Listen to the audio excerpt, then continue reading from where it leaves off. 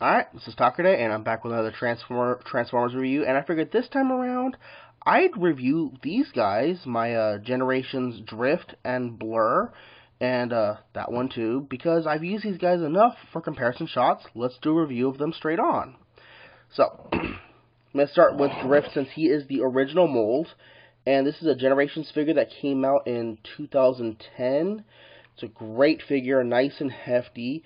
The vehicle mode is kind of a cross between the Honda S2000 and Mitsubishi FTO. I'll have some links below to some pictures of that. And it's basically a modern day street racer. It's a really nice looking car. You got some nice Japanese kanji on the side here. Nice silver painted wheels. And the other side there is some visible robot stuff going on. You got a sword stored underneath there, but it's a beautiful vehicle mode. And we got Blur, which is the second incarnation of this vehicle, of this mold. And same thing, same styling, just different fin on the back. Got Autobot logo on top. And yeah, these figures have been played with a lot. I got paint chipping all over. It's kind of messed up that there was no paint on the wheels. Oh, one thing I forgot to mention on Drift is they both have the translucent headlights, which is really nice. So, same figure, different characters. Let's bring in a comparison shot. Oh, no. First of all, let's move on to this one. Now, this one is a special piece in my collection. This is the 2012 Transformers Collectors Club exclusive. Now, I wasn't able to pre-order this, so I ended up having to pay quite a bit for this figure. And as you can see, he's got the nice picture of the character on the front, some product shots on the back, nothing on the back there. This is a straight-up adult collectible. This is something that even I don't really play with very much. Take it out of the box. And there's the figure inside. And this thing is equally as beautiful and really not to be played with. As you can see, they are the same mold all the way around, just different paint job. They even carry the same weapon on the bottom. So, and this one came with a couple little guns that actually Drift has. So I'm going to keep those in there for right now. And if you pull out the foam, underneath you have your collector's card and the instructions, which I have never opened up actually. No reason to. So I'm going to put that all back away for right now and bring back in Drift and Blur. Now I want to bring in a movie figure for a comparison shot. This is Dark of the Moon Trans Scan. It was a special subline where part of the vehicle was clear, like it was scanning into a new vehicle mode. But this is from Dark of the Moon. It's Ratchet. And as you can see, Ratchet's a little bit taller, but Drift's a little bit longer. And I know you can't see this aspect, but they really do weigh about the same. So, yeah. Now let's bring in Prime RID Rumble. And, yeah, Rumble is a lot smaller, and once again you can't see this factor, but Rumble is a lot lighter than Drift. Now then, got some vehicle comparisons out of the way. Let's get down to transformation.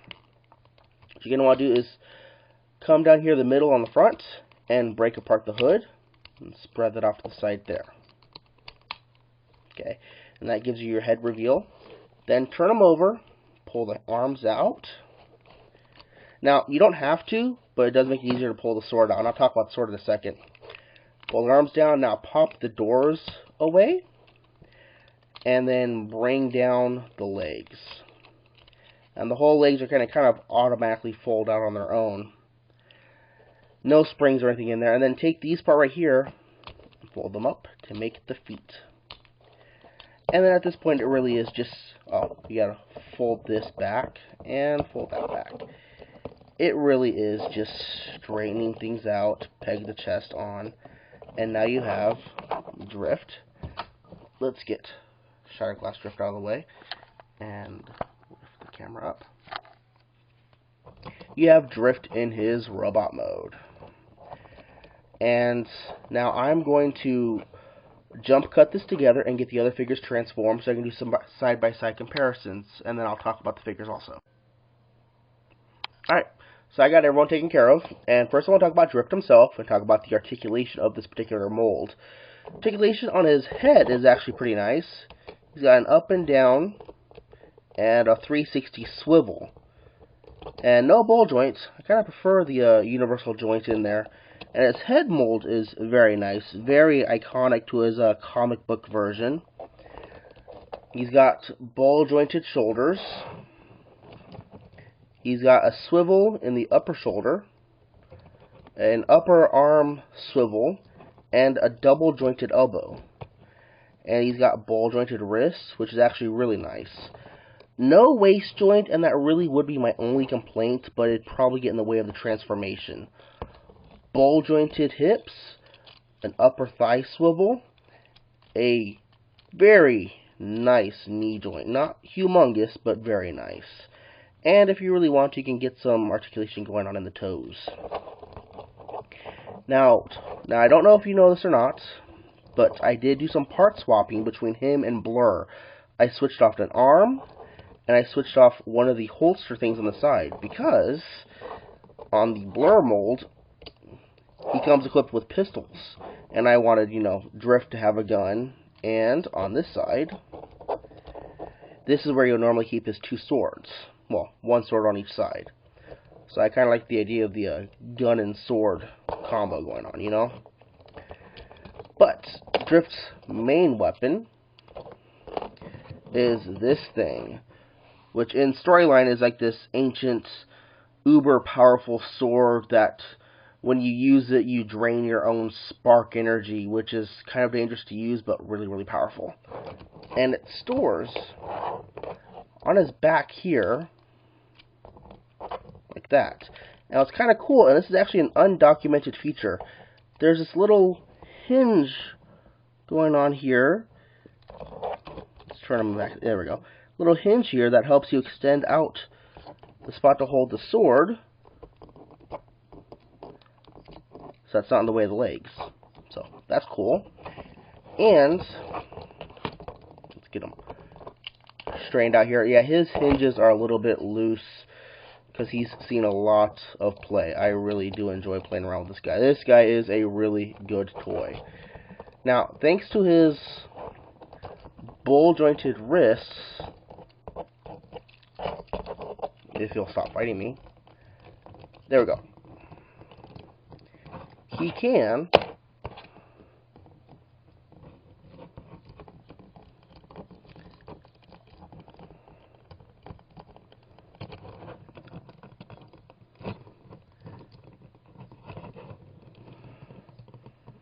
double hand his sword, which, most figures can't do that with sword weapons, and that makes it very nice.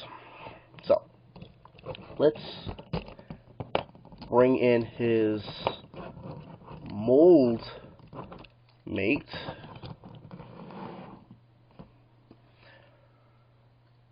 Drift. Now, as you can see, they are the same figure, except Drift's got a different head, and he's got different hip scabbards. In Drift's case, it's meant to store the two guns, but like I said earlier, I did some part swapping. And I even swapped off the arms. Now, Drift's weapon, instead of having that sword, is a nice long sniper rifle. And that's really cool. Now, on my Blur, I actually ended up carving out a section on the back of the head because, as it was originally, he could not do that. He couldn't look straight up like that. And that was really important to me because him using a sniper rifle, he can pose like that, which is cool. But I wanted to be able to pose him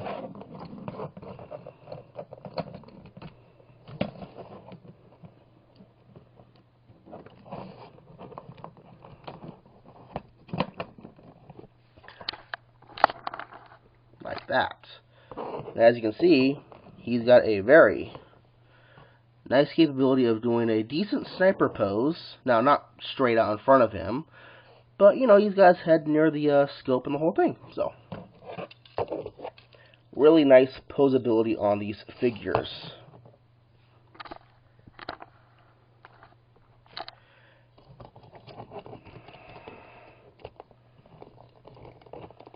We go ahead and put him in the back and bring in Dark of the Moon Ratchet and do a side-by-side comparison between him and Drift.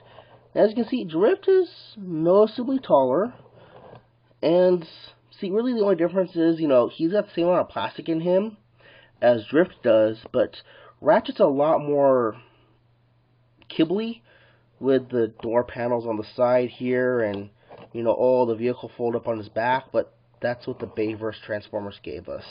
And yeah, I'll do a review of him some other time. Oh, sorry about that. Now, let's bring in a more modern figure. This is, now, I'll admit, he's not a very good example because he's short even by RID standards. But look how much shorter Rumble is than Drift. And yeah, a lot of Drift's mass does go into the shoulders, but still, I mean, figures have gotten smaller and it sucks. Now, for the best part, let me pose these guys a little bit better. Comparison shot with Shattered Glass Drift. Now, for some information, this Drift, the white one, used to be Decepticon, became good and all honorable and samurai-like, which is cool. This one's from an alternate timeline. Think evil Star Trek, alright? Where everyone who is good in our world is evil, and everyone who's evil in that world is now a good guy. He's a psychopath. He will mess you up. And that's kind of what's so cool about him. Now, I really like this mold, which is why I had to go out and get all three of them. These two guys, the blue one and the white one, are great toys. If you can pick them up off of eBay, Amazon.com, whatever, for a decent price, I wouldn't pay more than $20, $25 for them. They are older figures, so you may end up paying more, but originally they're about $12. Great figures. This one, on the other hand, I paid almost $100 for him, and I do not regret it. Then again, I don't really play with them much, so yeah. Yeah, so if you have the means to pick them up, go ahead, but really, if you're looking for a good toy, pick up those guys instead. So this has been Talk Today with a review of Transformers Generations Drift and following molds, and thank you much for watching.